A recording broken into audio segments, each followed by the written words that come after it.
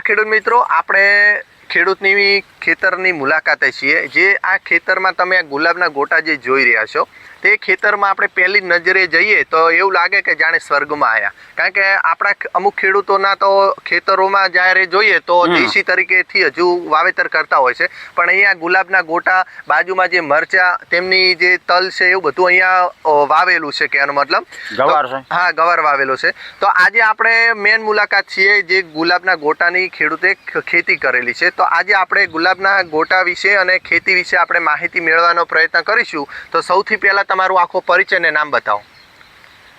તમારું નામ બોલો। ગણપતજી વાઘાજી, ગોમરોડા, તાલુકો હારીજ, જિલ્લો પાટણ। બરાબર। હવે સૌથી પહેલા ધારો કે આપણે કોઈ નવો ખેડૂત હોય એને ગુલાબની ખેતી કરવી હોય તો કયા મહિનામાં વાવેતર આનું કરવું પડે? અરે 7મા મહિનામાં વાવેતર કરવાનું।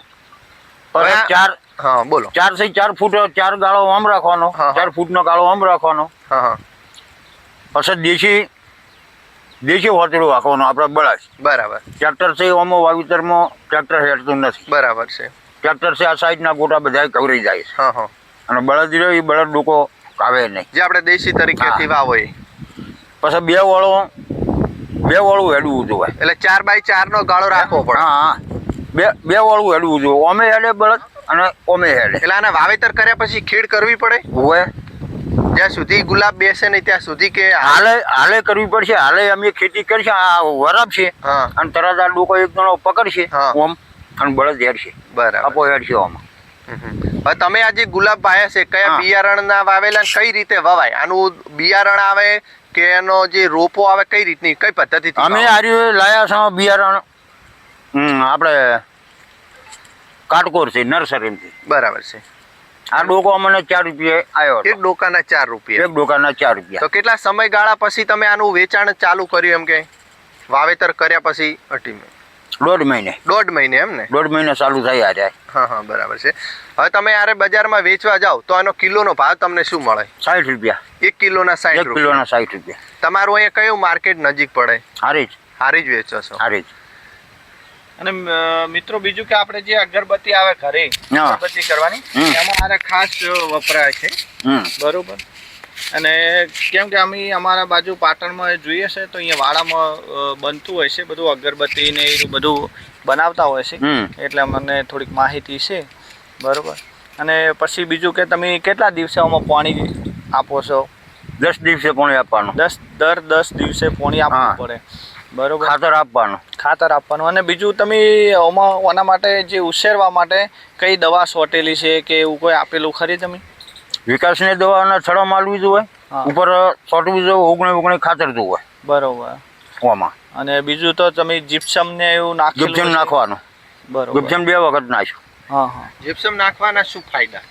વિકાસ થાય, આ ઓટો જોમે નહીં, જમીન પોચી રાખે, એટલે એનું મૂળ અંદર જાય, જેટલું મૂળ બેસે એટલો વિકાસ થાય। આ જીપ્સમ નાખ્યું એની પછી આ ફૂલ, આ બધા મોગરા ફૂટ્યા, નવો ફાલ બેસ્યો છે। હા, નવો ફાલ બે।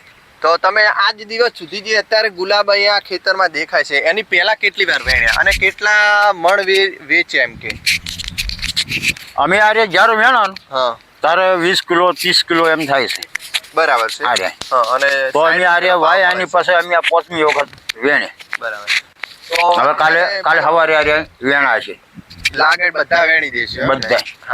આમાં કેટલા સમયગાળો આ ખેતરનો રહે છે, એમ કે? સમય અખાતરી રહે છે યાર, આખો ઉનાળો, 4થા 5મા મહિના સુધી। હા। તો 7મા મહિનામાં વાવેલાઓ પાક 4થા અને 5મા મહિના સુધી ખેતરમાં ઉભો રહેતો હોય છે, 6-7 મહિના સુધી ઉભો રહે, અને આર્યું વાવેતર કરાય।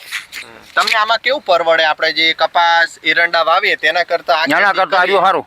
આ સારું એમ ને? હા, સારું। એક વાવાઝોડું ના આવે તો નુકસાન આવે નહીં।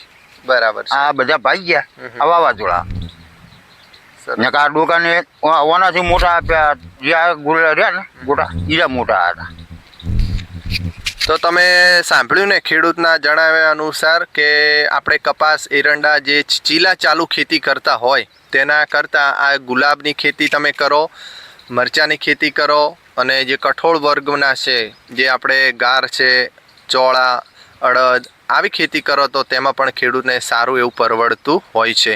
તો બીજું કંઈ ખેડૂતોને તમે કહેવા માંગતા હોય કે તો તમે જણાવજો આવો ખેડૂત મિત્રોને કે આ કેટલી સાઈઝ થાય પછી ઓને વેણવામાં? ઓને સાઈડ આ થઈ ગઈ આજે સાઈડ એટલે આ નાનું ના, નાનું નહીં. એ નહીં, મોટી આ size. મોટી સાઈડ એ તો ખેડૂત આપણે જ્યારે જોઈએ કે- મોટી સાઈડ આરી હા આ ઓમાં આર્યા આ 3 લેવરા છે. એક આર્યું હા. એક આર્યું ને એક પેલું રી આ આર્યા ઉપર વાળા નહીં લેવરા બરાબર છે. હા કારણ કે આર્યું અમને નુકસાન પડે વજન પકડે નહીં ખોમે વ્યાપારીને વાનો ઘઉં પસંદ ના આવે હા ત્યાંનો મતલબ. કે આ આર્યું દેખાય નહીં પેલો હાર હા. બનાવે આમાં હા, આ આવું ફૂલ હોય તો એ હારી મસ્ત દેખાય. હા દેખાય. ગ્રાહકની પહેલી પસંદગી આરી રહેશે, આરી નહીં. હા હા એટલે ખેડૂતના જણાવ્યા અનુસાર આ પેલા તોડવામાં નહીં આવે. આ હમ. જે ગુલાબ દેખાઈ રહ્યું છે તે લેવામાં આવશે જેથી કરીને તેનો વજન પણ સારો પકડે. ઓમાં અને ખેડૂત- ઓમાં આ હારી એક આર્યું અને આ લેવરાય આર્યું ના લેવરાય બરાબર છે. આ આર્યા તો ખેડૂત મિત્રો તમે સાંભળ્યું ને જે રીતના ખેડૂતે આપણને સારી એવી માહિતી આપવાનો પ્રયત્ન કર્યો તે બદલ આપણે ખેડૂતને ખૂબ ખૂબ લાખ અભિનંદન આપીએ. અને અમારી ચેનલને લાઈક કરજો તમને આ વિડીયો ગમ્યો હોય તો. અમારી ચેનલને લાઈક શેર અને સબસ્ક્રાઇબ કરવાનું ના ભૂલતા મિત્રો. તો તમારે જે કોઈ બીજા એવા વિડીયો તમને કોઈ પસંદ હોય તો અમને કોમેન્ટ કરજો કે તમને કેવા વિડીયો પસંદ છે, તો એવા વિડીયો અમે લઈને આવીશું. તો મિત્રો અમારા વિડીયોને જોતા રહેજો અને અમારી અને આ વાવેતર ચેનલને કરજો. સબસ્ક્રાઇબ કરજો. અને ખેડૂતોને એ કહેવાનું કે આવતા વર્ષે દરેક ખેડૂત મિત્રો આવું વાવેતર કરે જેથી કરીને તમને પણ બમણી આવક મળી શકે. તો જય જવાન જય કિસાન.